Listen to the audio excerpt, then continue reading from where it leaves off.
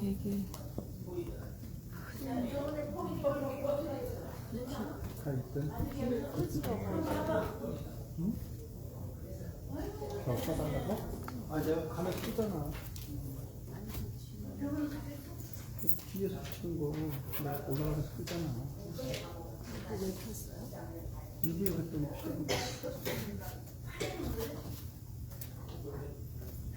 이상하게 뭐 이렇게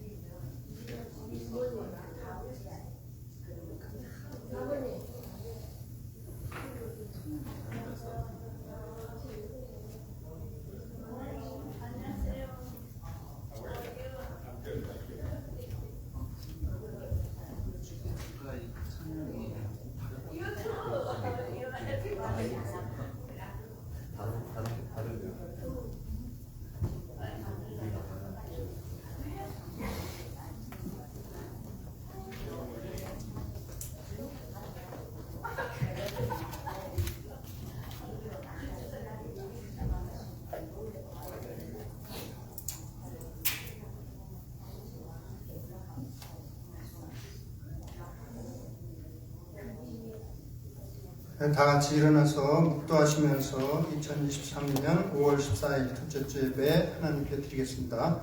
다 같이 묵도하시겠습니다.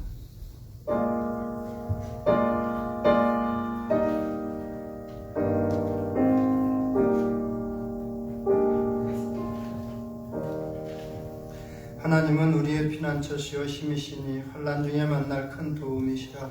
하나님이 그 성 중에 거하심에 성이 유동치 아니할 것이라. 새벽에 하나님이 도우시리로다. 만군의 여호와께서 우리와 함께 하시니 야곱의 하나님은 우리의 피난처시로다. 아멘. 아버지 하나님, 우리의 피난처가 되어주시며 우리의 도움이 되어주시는 우리 주님 감사하고 감사드립니다. 감사하는 마음으로 주님 앞에 이렇게 우리의 발걸음을 인도해 주시어 감사드립니다. 아버지 하나님, 온전히 바라보며 겸손한 마음으로 예배드릴 수 있도록 우리의 몸과 마음을 주관해 주시고 마치는 시간까지 우리 주 예수 그리스도의 귀하신 이름만 홀로 영광 받으시옵소서. 감사드리며 함께 하시는 우리 주 예수 그리스도의 이름으로 기도드리옵나이다. 아멘. 다 자리에 앉으시고 힘차게 함께 찬양하도록 하겠습니다.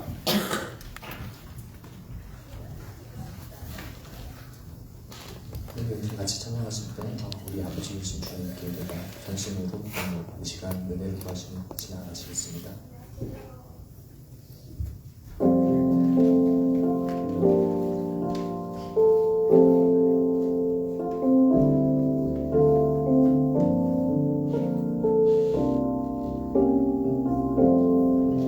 내가 주를 사모함으로 내가 주를 사모하여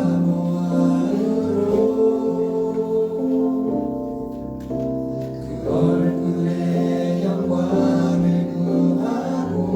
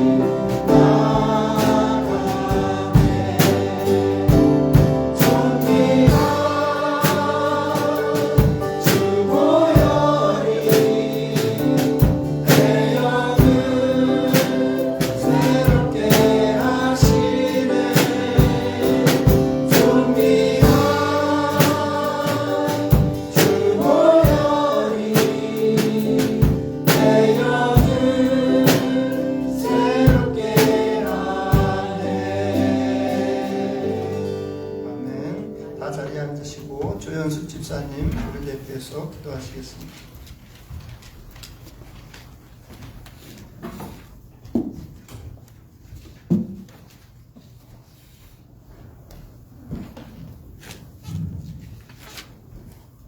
사랑이 많으시고 은혜하시는 하나님 아버지, 저희 이 시간 하나님 말씀에 그렇게 저희들의 온 마음과 정성으로 정돈된 마음으로 아버지께 예배를 드립니다. 아멘. 하나님 아버지, 저희들이 세상을 지난 한동안 세상을 사는 동안 저희들이 알게 모르게 하나님 앞에 죄진 것을 용서를 드립니다.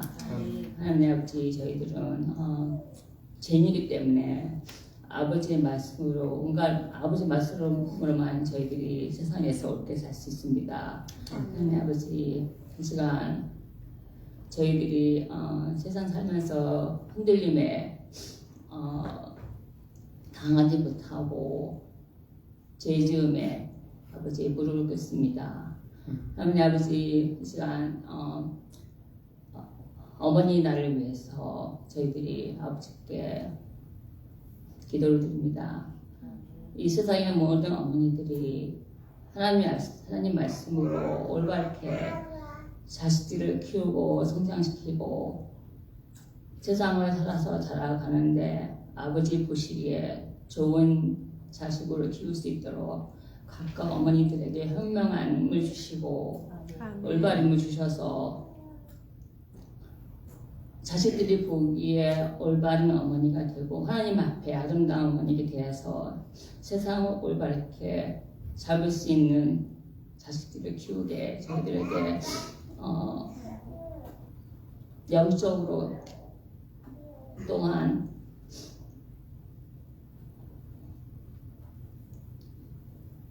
말씀으로서 올바르게 잡아주시옵소서. 아멘. 하나님 아버지 이 시간 목사님을 통해서 저희들께 전하고자 하시는 말씀이 있습니다.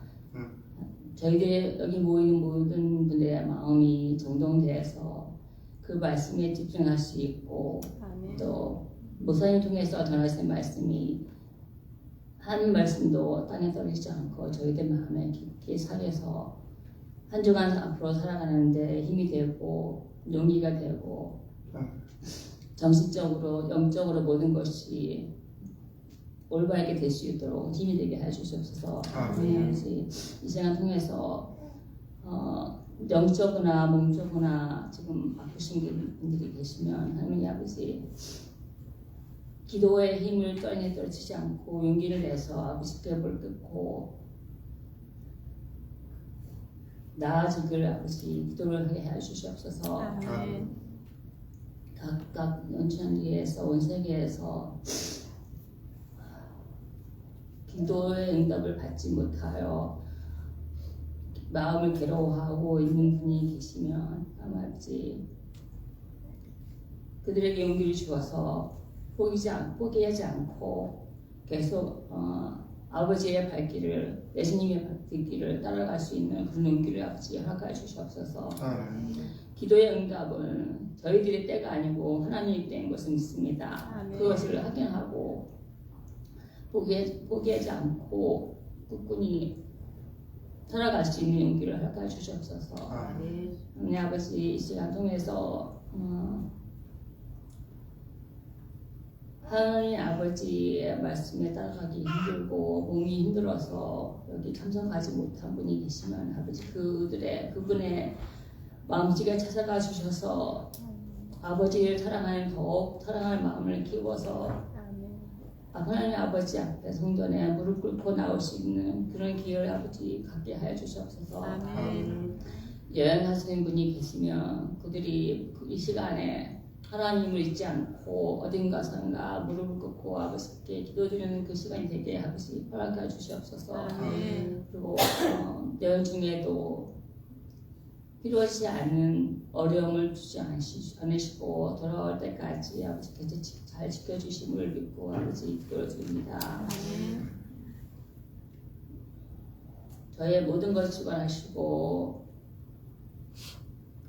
저에게 마음 깊은 것을 다 들여다보시는 하나님 아버지 이 시간 통해서 이 시간이 오직 하나님 아버지께 영광을 드릴 수 있는 그런 시간이 되게 아버지 저희가 기도를 드립니다. 이 모든 말씀 사랑은 깊고 저희 항상 동행하시고 저희 몸만 깊이 계시는 예수 그리스도 이름 받들여 기도드렸사옵나이다. 아멘.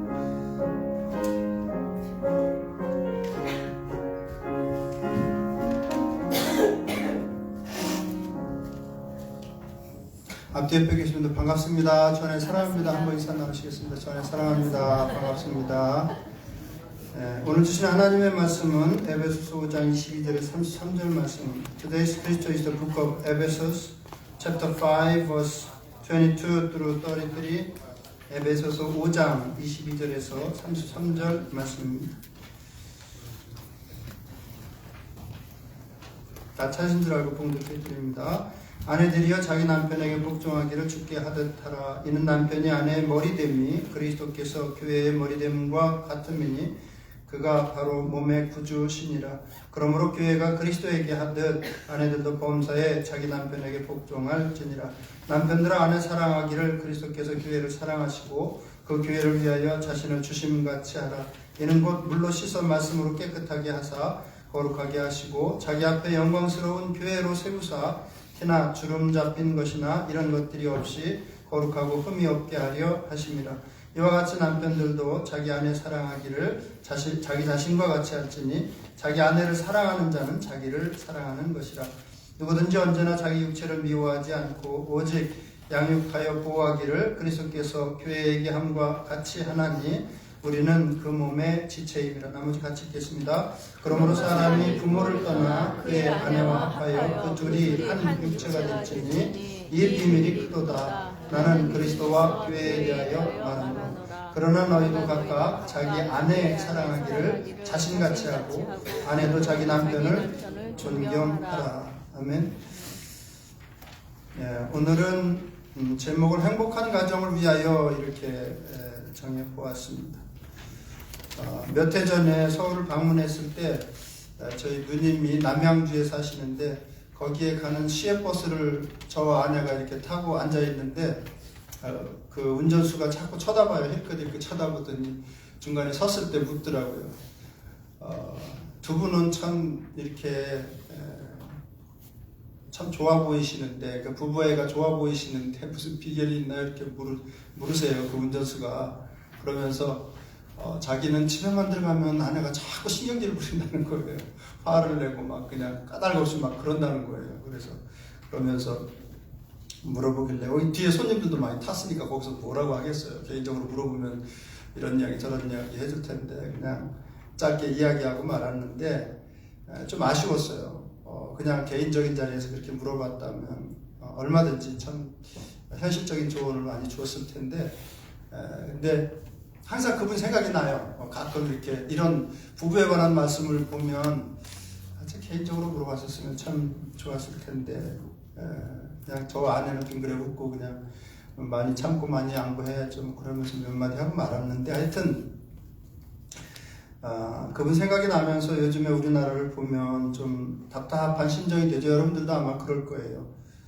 왜냐하면 요즘 젊은이들이 결혼 정년기에 있는 젊은이들이 비혼주의자들이 점점 늘어가고 있습니다. 결혼하지 않겠다는 사람들이 점점 늘어나고 있어요. 보통 19세, 34세 이렇게 보면 심지어 가장 최근에 연애하지 않겠다고 하는 사람이 65.6%라고 그래요. 심각한 문제예요. 정말. 결혼 정년기에 있는 사람들이 나 남자 사귀지 않겠다, 여자 사귀지 않겠다 이런 사람들이 65.6%라고 해요. 또 2021년도에 재작년이죠. 이성 교제 비율이 29.4%예요. 19세에서 49세까지 넓혔는데도 불구하고 혼자 있는 사람들 이성 교제하는 사람이 10명 중에 3명이 안 되는 거예요. 참 심각하죠.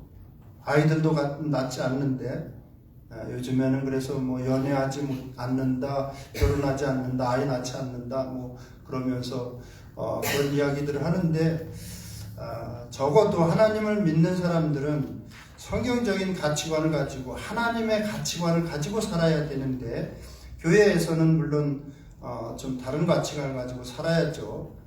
이 안에서 뭐 나 연애하지 않겠다, 나 결혼하지 않겠다 이러시면 안 되죠. 하나님의 뜻이 무엇인지를 이렇게 분별해서 순종하는 삶을 살아가야죠. 가정이 건강하지 못한 경우도 많이 있는데 가정 불화로 어려움을 겪는 부부들도 많은데 심지어는 가정을 이루지 않으려고 하니까 이게 더 심각한 거예요. 그래서 지금은 시골에 가면 초등학교들도 문 닫는 초등학교들도 많고 이제는 대학들도 지방에 있는 대학들도 문 닫는 대학들이 그렇게 많다고 그래요. 요즘에는 심각한 문제입니다. 하나님께서는 세상을 창조하신 목적은 뭐예요? 주인공은 사람이에요.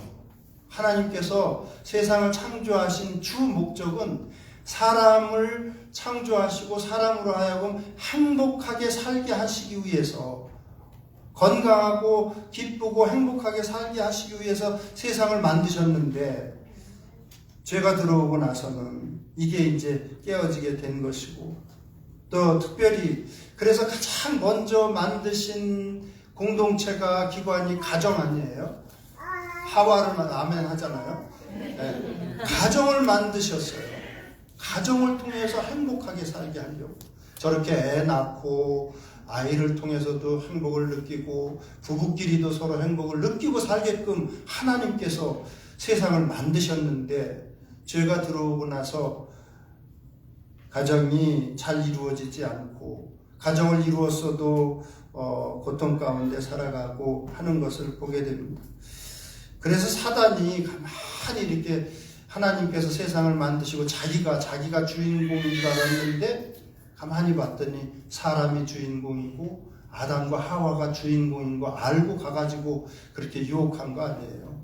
가만히 봤더니 하나님께서 사람을 축복하시기 위해서 행복하게 살기 위해서 세상을 만드셨구나 하는 사실을 알고는 그렇게 타락하게 만든 것 아니겠어요? 그러니까 우리가 믿는 사람으로서 하나님의 또 자녀로서 성경적인 가치관을 가지고 가정도 이루어야 되고 가정을 또한 그렇게 갖고 나가야 되는 책임이 있는 거예요.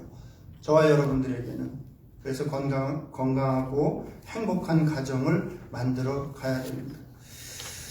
그런데 건강하고 행복한 가정은 물론 첫째는 하나님께 매달려야 되죠. 하나님 앞에 부부가 의지하면서 적어도 한 사람이 믿으면 한 사람이라도 의지하면서 살아가야 되는데 그게 쉽지는 않습니다. 건강하고 행복한 가정은 결코 한순간에 이루어지지는 않아요.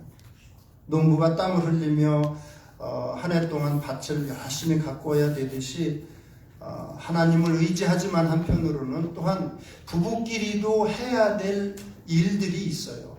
그 부분에 대해서 하나님께서는 오늘 말씀을 통해서 또 해주시고 있고 다른 부분에도 계속해서 말씀해 주시고 있습니다. 그래서 저도 이제 설교하는 사람이니까 왜 젊은이들이 결혼을 하지 않으려고 하나 이렇게 가만히 들어보면 전체적으로 보면 그 이유는 이기적인 마음 때문에 그래요. 가장 큰 원인은 이기적인 마음이에요. 내가 왜 이 나이에 대부분 이제 30 넘어서 이 나이에 좋은 직장 다니고 있는데 다른 여자와 결혼을 해서 여자를 또 행복하게 해줘야 되는 짐을 지느냐. 여자도 마찬가지. 남자와 결혼해서 내가 왜 남자를 행복하게 해줘야 되는 짐을 지느냐 이렇게 생각을 해요. 하나님의 뜻은 그게 아닌데 창세기 2장 18절 보면 하나님의 생각은 뭐냐면 사람이 혼자 사는 것이 좋지 못하니 이렇게 말씀하십니다. 그러니까 하나님이 보실 때에는 사람이 혼자 사는 게 좋지는 못하다. 이 말씀은 아담이 좋지 못한 게 아니고 하와가 좋지 못한 게 아니고 아담이 혼자 지내는 것보다는 하와와 함께 사는 것이 상대적으로 더 낫다는 의미예요. 우리도 마찬가지입니다. 비록 죄성이 있기는 하지만 혼자 사는 것보다는 서로 의지하고 사랑하면서 한 사람의 남자와 한 사람의 여자가 만나서 결혼해서 사는 것이 더 낫다는 거예요. 동의가 되세요? 네, 하나님이 보실 때 고생스러워도 서로 의지하면서 살아가는 게 더 낫다는 거예요. 그런데 내가 왜 수고스럽게 힘들게 누구 수발을 들어가면서 보통 젊은이들이 그런 표현을 쓰는데 내가 왜 힘들게 그렇게 살아가느냐. 지극히 개인주의적이고 그런 모습이죠. 근데 하나님께서는 서로 함께 더불어 살아가는 게 좋다. 또 31절에는 또 명령의 말씀을 그렇게 하세요. 사람이 부모를 떠나 그의 아내와 합하여 그 둘이 한 육체가 될지니. 특별히 남자들에게 강하게 명령하시는 거죠. 남자들은 좀 더 적극적으로 아내를 찾아서 한 가정을 이루고 한 몸을 이루고 그런 삶을 통해서 하나님께 영광 돌리는 삶을 살아가라고 말씀해 주시고 있습니다. 가끔 이렇게 어디 사진이나 어떤 텔레비전에서의 장면 같은 걸 볼 때 어떤 모습이 아름다운가 하면 나이 많이 들어가지고 노 부부가 이렇게 손을 잡고 이렇게 오솔길 같은 데를 산책 나가서 걷는 모습을 보면 여러분 보기에 좀 너무 감동적이죠? 좋죠? 네. 그런 모습이 굉장히 보기 좋아요. 하나님께서 원하시는 모습은 그런 모습이에요. 비록 젊을 때 결혼해서 많이 다투죠. 다툴 수밖에 없어요. 왜냐하면 30년 가까이 서로 다른 환경에서 자랐는데 서로 만나서 처음부터 뜻이 잘 맞아서 이렇게 살아가는 부부는 많지 않아요. 거의 없습니다. 만약 그렇게 살아간다면 그런 분들은 하나님께 더블로 감사해야 돼요. 그런 부부는 거의 없어요. 왜냐하면 자라온 환경이 다 다르고 가치관이 다르고 다 다른데 그런 사람이 30년 동안 가까이 다른 환경에서 자랐는데 만나서 잘 산다? 그럴 수는 없어요. 저는 목회자니까 목회자 가정들도 많이 보고 무슨 선교사님 가정들도 많이 보는데 안 싸우는 가정 없어요. 하나님을 잘 믿는 뭐 선교사님들도 그런데 보통 뭐 갈등은 어디에나 다 있습니다. 그렇지만 그렇게 나이 들어서 서로 인정해주고 손을 붙잡고 그렇게 산책을 나가서 걷는다 하는 것은 그만큼 뭐예요? 많이 참고 양보하고 용서하고 살았다는 거죠. 네, 그래서 그렇게 끝까지 왔다는 거예요.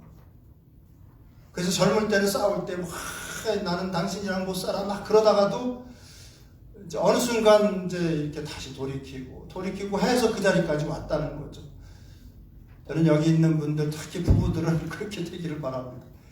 나이 들어서도 부부가 손잡고 그렇게 다정하게 걷는, 나는 그냥 뭐 혼자 살 거야, 뭐 끝까지 혼자 살 거야. 물론 이제 자식 낳고 혼자 됐으면 그거는 뭐 그렇게 살 수 있겠지만, 그렇지만 여러분들 중에 혹시 결혼 정년기에 있는 사람들은 하나님의 뜻은 고생이 되더라도 결혼해서 사는 것이다. 우리 학생들도 있는데 그런 하나님의 말씀을 잘 기억하고 오늘 말씀을 통해서 주시는 교훈의 귀를 기울였으면 좋겠습니다. 첫째는 교훈은 예수 그리스도를 가정의 주인으로 삼으라고 말씀해 주시고 있습니다.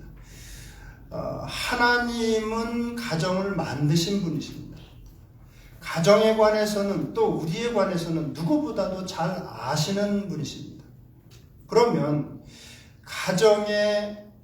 가정을 만드신 창조주께서 가정의 주관자가 되어주시면, 그러면 그 주관자 되신 하나님을 그 가정에 있는 부부가 의지하게 되면 그 가정은 어떻게 될까요?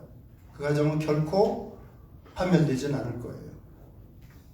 그 가정은 하나님께서 보호하실 것입니다. 틀림없이 그렇습니다. 부부 둘 다 하나님을 믿고 그렇게 의지하면 참 좋겠는데 그렇지 못한 가정들도 많이 있습니다. 남편이 믿거나 아내가 안 믿고, 아내가 잘 믿고 남편이 잘 안 믿는 그런 가정들도 있고 이럴 수 있습니다. 둘 다 믿으면 최고지만 하여튼 그럴 때는 믿는 사람이 책임이 있습니다. 남편이든 아내든 하나님의 자녀가 더 책임이 큰 거고 이 사실을 알아두세요. 안 믿는 사람들보다는 부부 중에 한쪽이 믿는 사람이 더 위험합니다. 가정은 깨어질 공산이 더 큽니다. 왜냐하면 마귀는 안 믿는 가정은 건드리지 않습니다. 굳이 그런 가정은 뭐 그렇게 건드려서 이렇게 저거 하지 않습니다. 근데 한쪽만 믿는 가정 같은 경우는 굉장히 위험해요. 안 믿는 사람을 통해서 강하게 역사하실 때가 많습니다. 그러니까 더 많이 기도하셔야 돼요. 한쪽만, 부부가 다 믿어서 같이 기도하면 좋지만 한쪽만 믿는 경우는 더 많이 다른 사람들보다 더 많이 기도해야 돼요. 그래서 책임이 더 큽니다. 어떻게 보면 더 많이 양보하고 더 많이 희생해야 되고 더 많이 기도를 드려야 됩니다. 그래서 사실 혼자만 믿고 한쪽이 안 믿는 경우는 저는 존경스러워 보여요. 그런 분들 보면 그래도 저렇게 저분의 기도로 또 저분의 믿음 때문에 저 가정이 저렇게 건강하게 잘 서 있구나 하는 모습을 알기 때문에 저는 굉장히 더 사랑스럽고 더 귀해 보입니다. 하나님께서 시편 127편에 여호와께서 집을 세우지 아니하시면 세우는 자의 수고가 헛되며 여호와께서 성을 지키지 아니하시면 파수꾼의 깨어있음이 헛되도다. 너희가 일찍이 일어나고 늦게 누우며 수고의 떡을 먹음이 헛되도다. 그러므로 여호와께서 그의 사랑하시는 자에게는 잠을 주시는도다. 사랑하시는 자에게, 하나님을 의지하는 자에게는 평강을 주시겠다는 것입니다. 이것은 가정이든 성이든 마찬가지라는 거예요. 어떤 공동체든지 마찬가지라는 것입니다. 하나님을 의지하고 하나님을 주인 삼으면 그 가정을 하나님께서 지켜주시겠다고 약속해 주시고 있습니다. 또 잠언 3장 5절 7절에 보면 너는 마음을 다하여 여호와를 신뢰하고 내 명철을 의지하지 말라. 너는 범사의 그를 인정하라. 그리하면 내 길을 지도하시리라. 스스로 지혜롭게 여기지 말지어다. 여호와를 경외하며 악을 떠날지어다. 하나님을 의지하지 않는 게 악이라는 거예요. 그건 정말 중요한 이야기고, 특히 가정을 위해서는, 저도 신앙생활 하면서 이렇게 가정생활을 해보니까 젊었을 때에는 무슨 문제가 있어도요, 그걸 솔직하게 하나님 앞에 상의를 못 드렸어요. 열심히 다니고 주일학교 교사도 하고 그랬는데, 문제가 있을 때 그걸 솔직하게 하나님, 이렇게 해서 제가 실수해서 이렇게 잘못했습니다. 이걸 어떻게 고쳐야 될까요? 아니면 아내와 이런 문제가 있는데 어떻게 해나갔으면 좋을까요? 이런 어떤 그런 상의를 온전히 못했었어요. 젊었을 때는. 그래서 자꾸 이걸 강조해 드리는 거예요. 의외로 많은 성도들이 이렇게 솔직하게 하나님 앞에 자기의 문제를 내어놓고 자기의 감정을 내어놓고 상의하지를 못해요. 많은 경우에. 그렇지만 해보세요. 하나님께서 기뻐하십니다. 이러이러한데 그게 자녀의 문제든 아니면 남편의 문제든 아내의 문제든 그냥 아버지한테 이야기하듯이 그런 식으로 상의해 보세요. 하나님께서 지나고 나서 이렇게 보면 하나님께서 하나하나 바로잡아 주시고 고쳐주시고 지켜주십니다. 그렇게 살라는 거예요. 첫째는 그렇게 살라는 것입니다.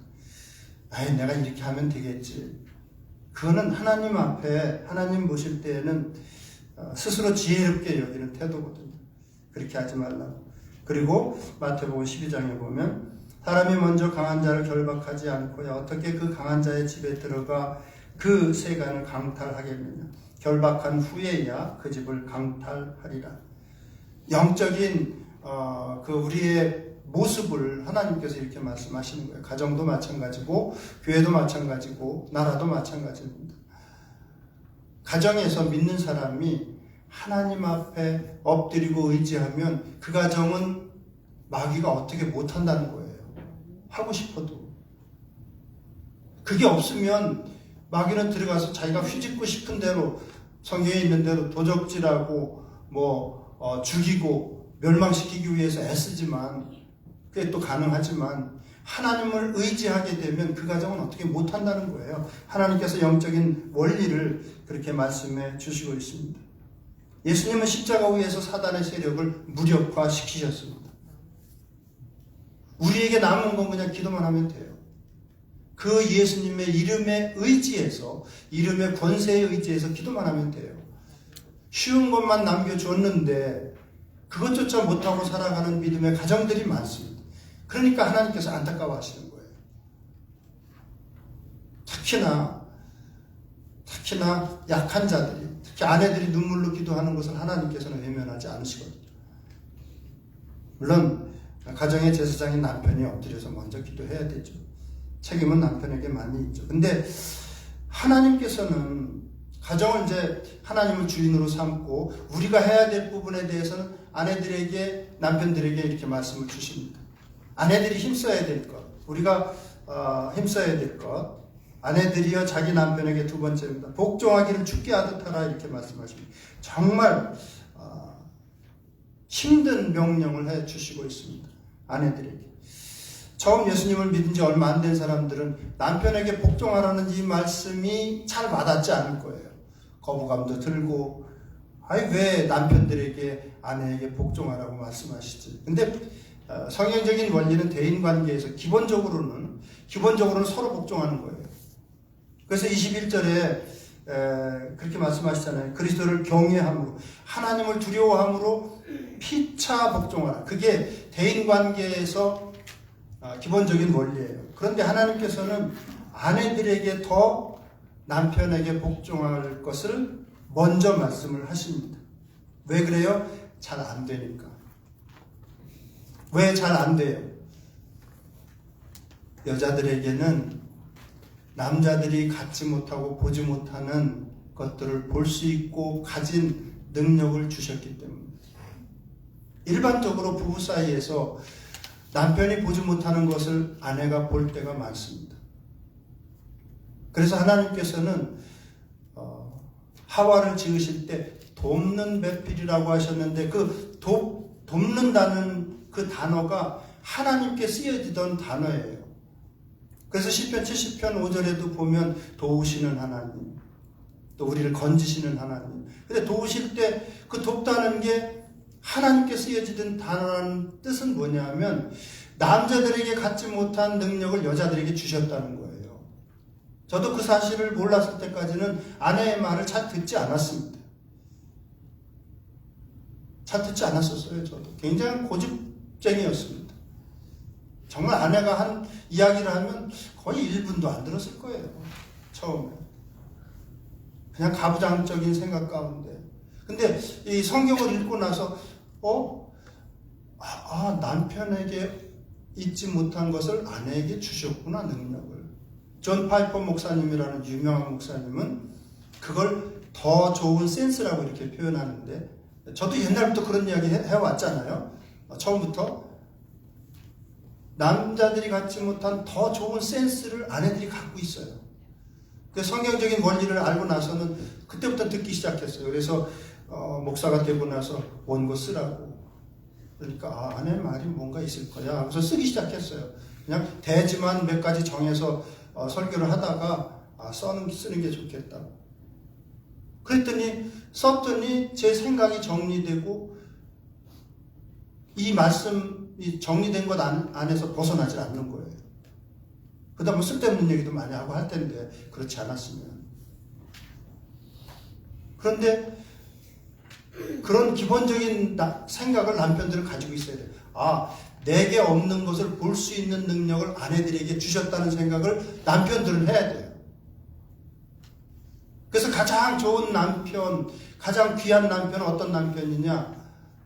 잘 듣는 남편이에요. 아내의 말을 잘 듣는 남편.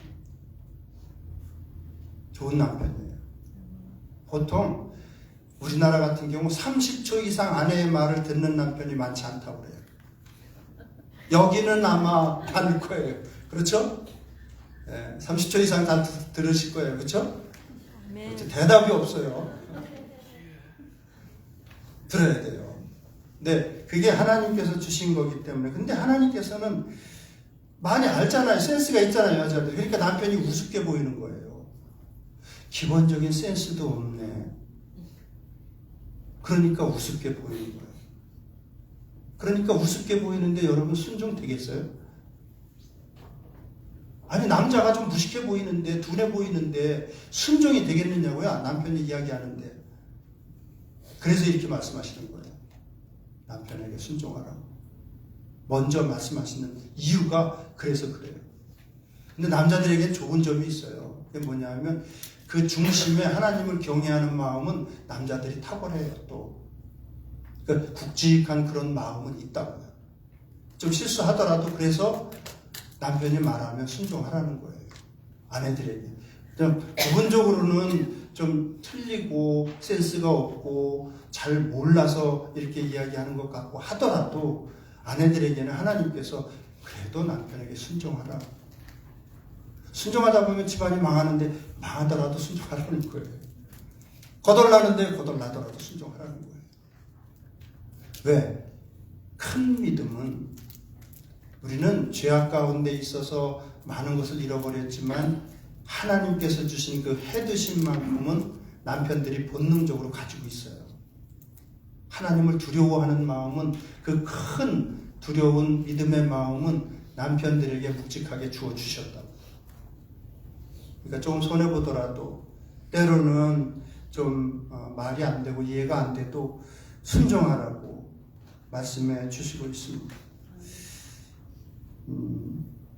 아내들에게 그리고 이는 남편이 아내의 머리됨이 그리스도께서 교회의 머리됨과 같음이니 이렇게 말씀하시고, 또 남자가 여자에게서 난 것이 아니라 여자가 남자에게서 났으며 또 남자가 여자를 위하여 지음을 받지 아니하고 여자가 남자를 위하여 지음을 받았다고 아내들이 듣기에는 기분 나쁜 말씀을 하나님께서 하세요. 근데 하나님은 무슨 뜻이냐면 나는 질서를 중히 여기는 하나님이다 이 말씀이에요. 우리도 자식을 키우지만 저도 아들이 먼저 낳고 딸이 나중에 낳았어요. 딸이 막 오빠를 무시하고 막 이렇게 하면은 제 눈에도 거슬리거든요. 그게. 그러니 질서를 중히 여기시는 하나님이 보실 때는 어떠하시겠어요? 일단은 헤드십은 책임권은 남편에게 주셨으니까 순종하라는 말씀입니다. 갈등 구조가 그래 창세기 3장 16절에 보면 그런 모습을 그렇게 표현하고 있습니다. 이제 범죄하고 나서 아담과 하와에게, 특히 하와에게 내게 임신하는 고통을 크게 더하리니 내가 수고하고 자식을 낳을 것이며 너는 남편을 원하고 남편은 너를 다스릴 것이니라. 왜 갈등을 할 수밖에 없느냐 하면 이걸 쉽게 풀면 이래요. 영어로는 Your desire will be for your husband and he will rule over you. 아내는 남편에게 원하는 것이 많이 있겠지만 남편이 너를 다스릴지니라.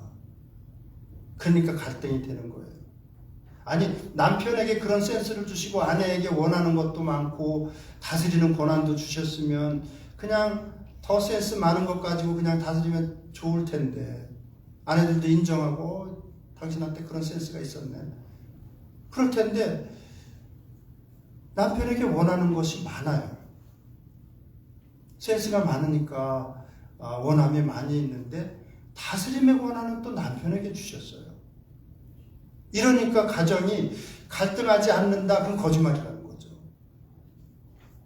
부분적으로 뭐 조금 작을 수 있고 클 수 있지만 갈등은 안 할 수 없는 거예요. 부부 사이에. 그건 어쩔 수가 없이. 이 말씀을 보면 성경적으로 보면 근데 우리가 알 것은 남편은 아내의 잔소리로 변화되지 않습니다. 말씀에도 아내의 순종과 기도로 남편이 변화된다고 말씀을 가르쳐주고 있습니다. 베드로전서 3장 1절 2절에 아내들아 이와 같이 자기 남편에게 순종하라. 이는 혹 말씀을 순종하지 아니하는 자라도 말로 말미암지 아니하고 그 아내의 행실로 말미암아 구원을 받게 하려 함이니 너희의 두려워하며 정결한 행실을 봄이라. 하나님을 두려워하며 정결한 행실을 순종하는 행실을 보면서 남편이 변화된다는 거예요.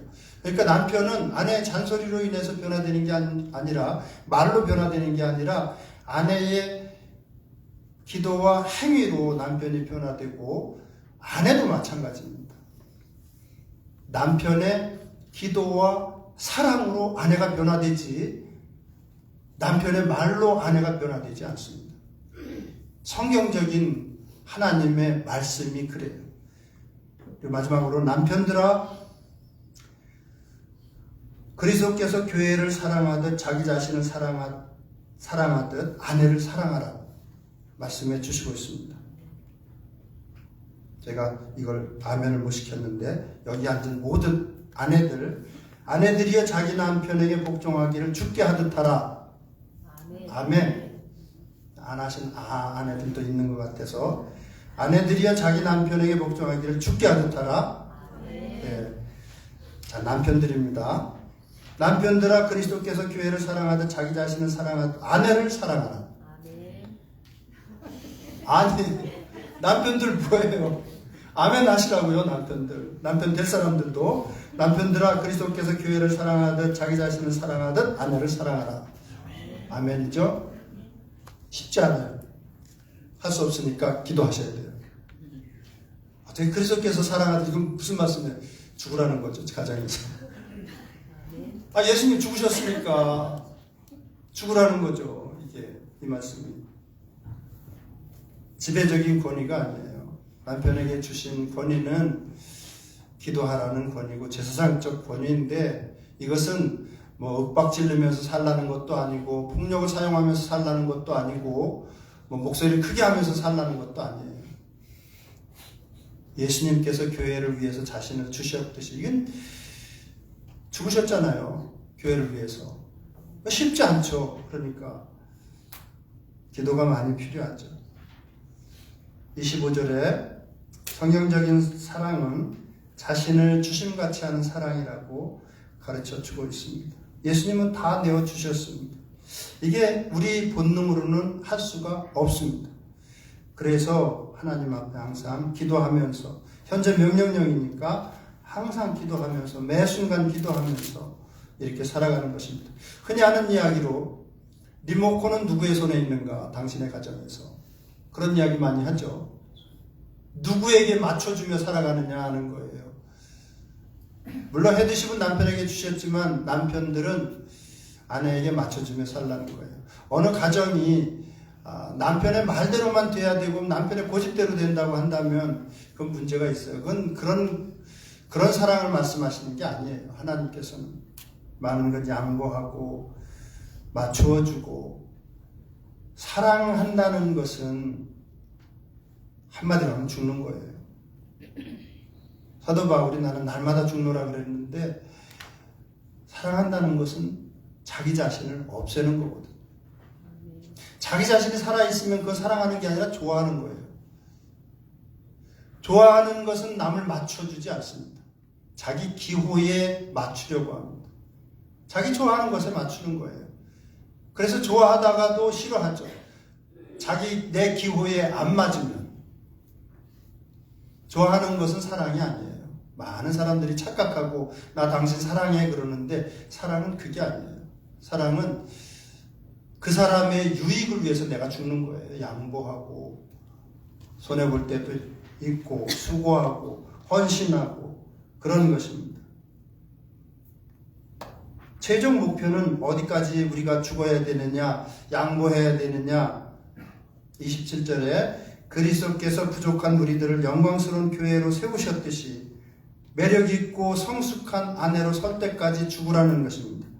그게 아마 죽을 때까지 이어질 수도 있을 것입니다. 베드로전서 3장 7절에 보면 아내는 생명의 은혜를 함께 이어받을 자로 알고 귀하게 여기며 살라고 말씀하십니다. 아내는 천국에서도 같이 형제 자매로 만날 수 있는 존재로 알고 귀하게 여기고 살라는 거예요.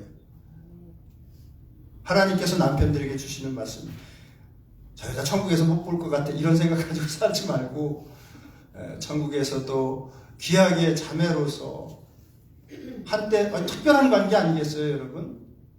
특별한 관계일 거예요. 천국에 가게 되면 저희가 보기 싫어서 나 예수 안 믿을래 이런 사람은 없을 거 아니에요. 가면 얼마나 좋겠어요.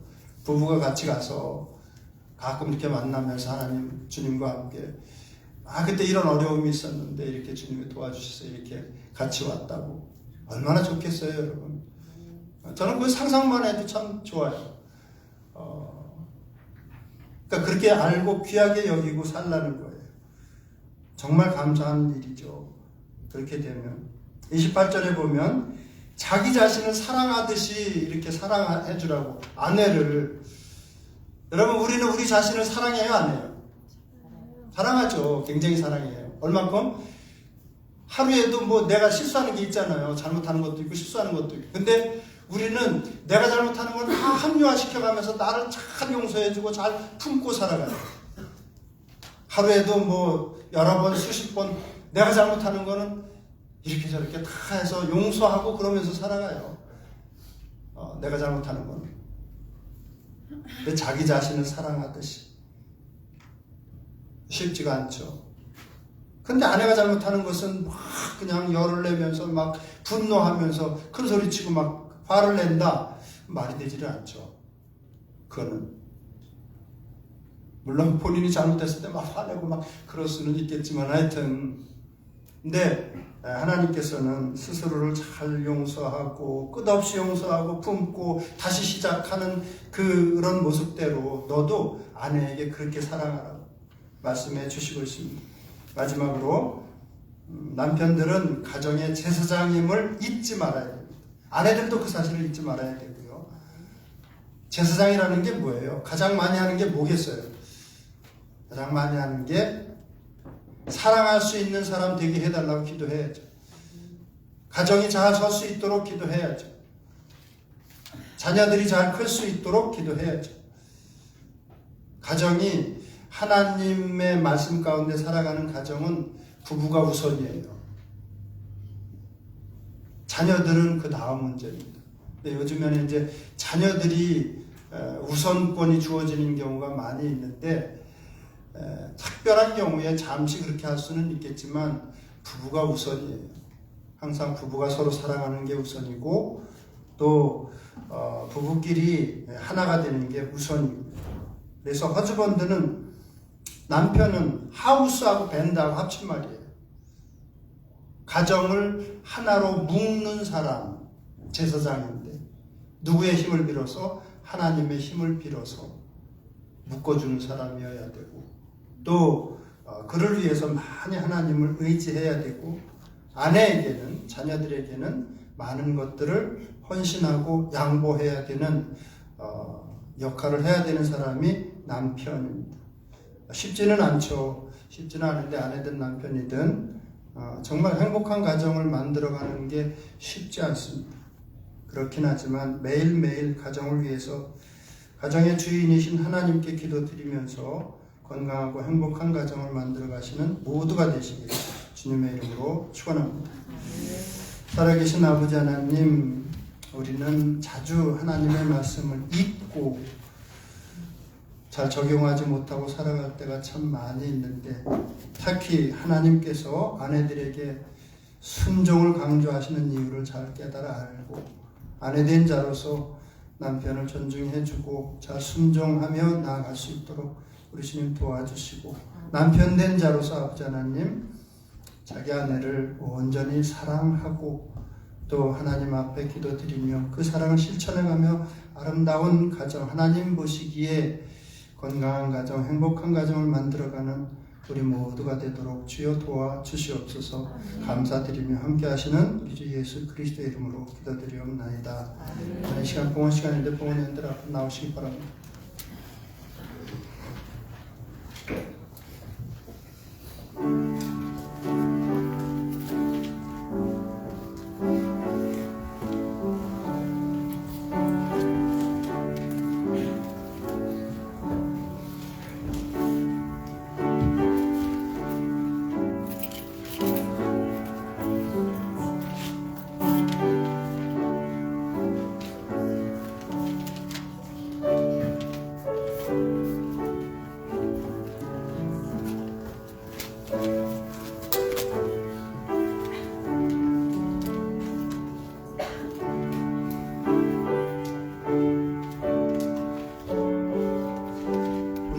찬양은 언제인가요? 특성?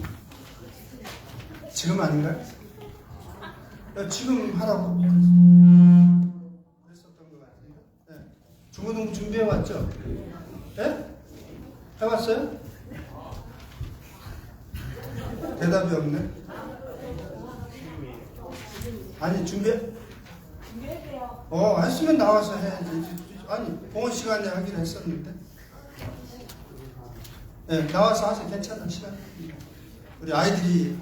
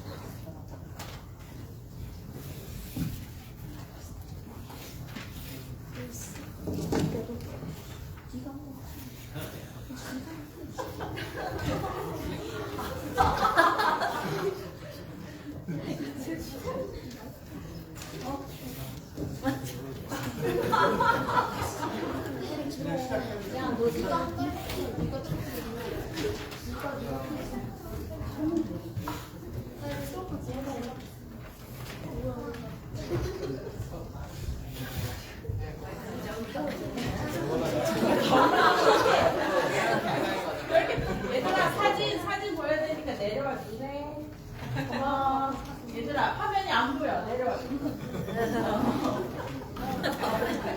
두 줄로 서 내려와. 너네 좀 안 보여. 키가 커서. 내려와. 한 칸 더 내려와. 내려와.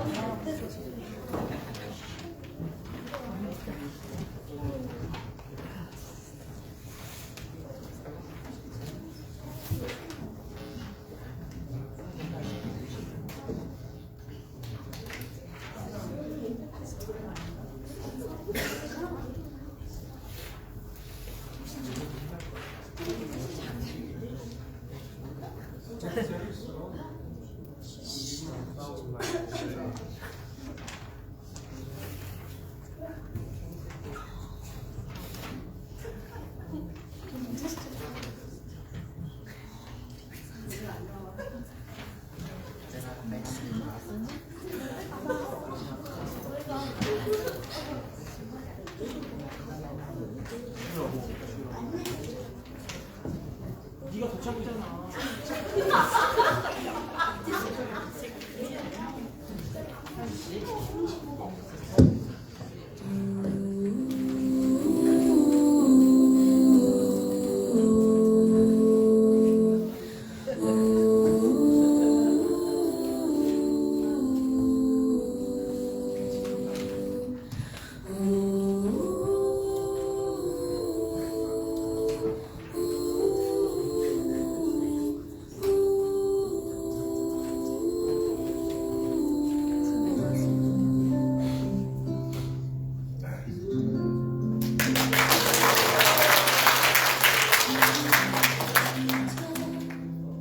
우리 새지 않도록 역청과 나무짐을 실하네. 어떤 마음이었을까 그녀의 두 눈에 눈물이 흐르고 흘러 동그란 눈으로 날 보고 있는 아이와 입을 맞추고 상자를 덮고 가까이 띄우며 간절히 기도했겠지. 점점 시간물에 흔들흔들 흘러내려가는 그 상자를 보며 눈을 감아도 보이는 아이와 눈을 맞추며 주저앉아 눈물을 흘렸겠지. 너의 삶의 창조인 너의 참 부모이신 하나님 그 손에 너의 삶을 맡긴다. 너의 삶의 창조인 너를 이끄시는 주 하나님 그 손에 너의 삶을 드린다.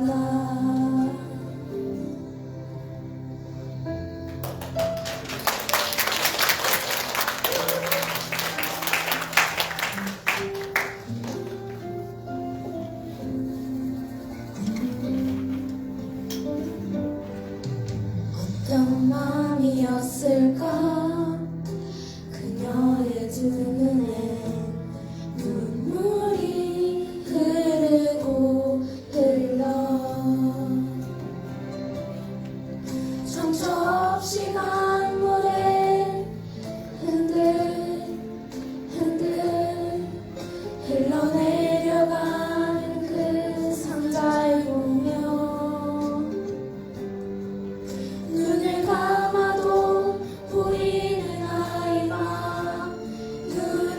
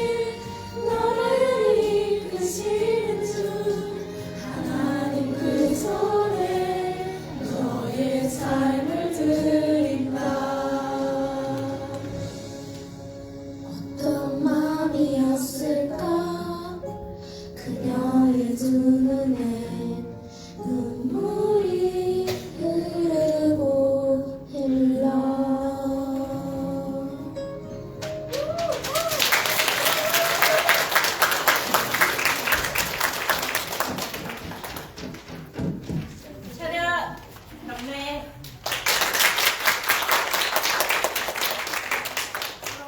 처음에 우왕좌왕할 때는 얘들이 찬양을 잘할까 싶었는데 찬양 잘하네요, 아이들. 네.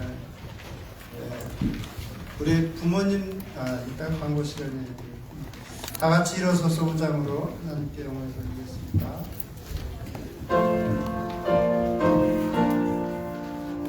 이 천지가 만물들아 복 주시는 주 여호와 전능성부 성자 성령 찬송하고 찬송하세.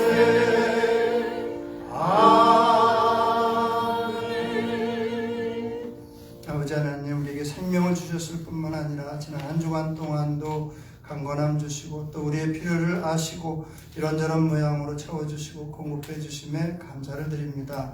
감사하는 마음으로 또 믿음의 마음으로 하나님 앞에 기쁜 마음으로 언물을 드립니다. 믿음으로 드리는 귀한 지체들 아버지 하나님께서 아시오니 그 지체와 가정 가운데 약속하신 대로 하늘의 신령한 것으로 영원한 것으로 우리 주님께서 예비해 주시고 축복하시고 이 땅에 또 필요한 것들 좋은 것들로 우리 주님께서 채워 주시옵소서.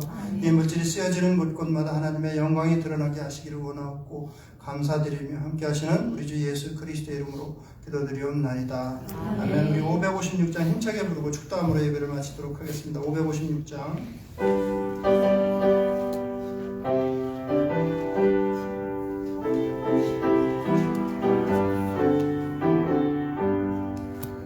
날마다 주님을 의지하는 우리 집 온 가족 복되어라.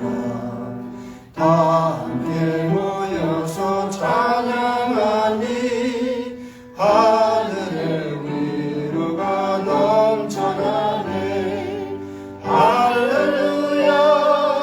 우리 가족 사랑과 행복의 안식처. 할렐루야. 우리 가족 주님만 모시고 살아가리. 아버지 어머니 사랑하고 형제와 자매들 우애하니. 세상의 풍파가 밀려와도 주 사랑 안에서 두려움없네. 할렐루야. 우리 가족 사랑과 행복의 안식처. 할렐루야. 우리 가족 주님만 모시고 살아가리. 말씀과 기도가 풍성하고 기쁨과 감사가 가득하니. 하나님 우리 집 생각하사 대대로 복되게 하시도다. 할렐루야. 우리 가족 사랑과 행복의 안식처. 할렐루야. 우리 가족 주님만 모시고 살아가리. 아멘. 기도하시겠습니다. 지금은 우리 주 예수 그리스도의 은혜와 하나님 아버지의 극진하신 사랑하심과 성령님의 감화 감동하시며 충만하신 은총이 이 자리는 모든 성도들과 그 가정과 일터 위에 이제부터 영원토록 함께 하시기를 우리 주 예수 그리스도의 이름으로 축원하옵나이다.